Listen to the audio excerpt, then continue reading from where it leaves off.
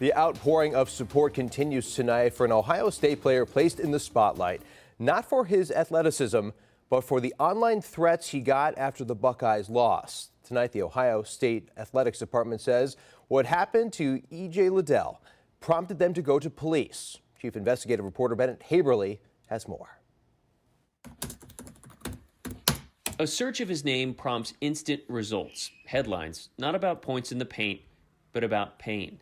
Death threats, slurs, and other language we can't show you. All of it was sent to Ohio State forward E.J. Liddell, who took to Twitter early Saturday morning with a question.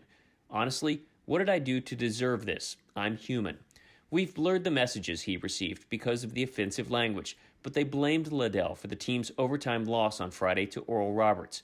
Liddell voiced his support for OSU fans, but added to his own thread, writing, "Comments don't get to me, but I just want to know why. I've never done anything to anyone in my life to be approached like this." It was just hours after those messages came to E.J. Liddell that members of the Ohio State community came to his support.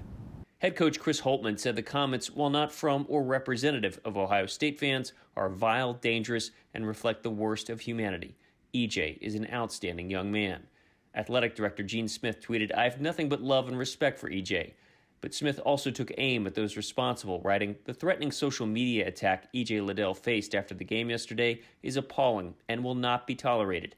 He continued, "If you cross the line and threaten our players, you will be hearing from authorities. That I promise you." Bennett Haberly, 10 TV News. A university spokesman confirmed they have turned this matter over to campus police to investigate. We did ask for a copy of that police report, but we were told it is not available yet.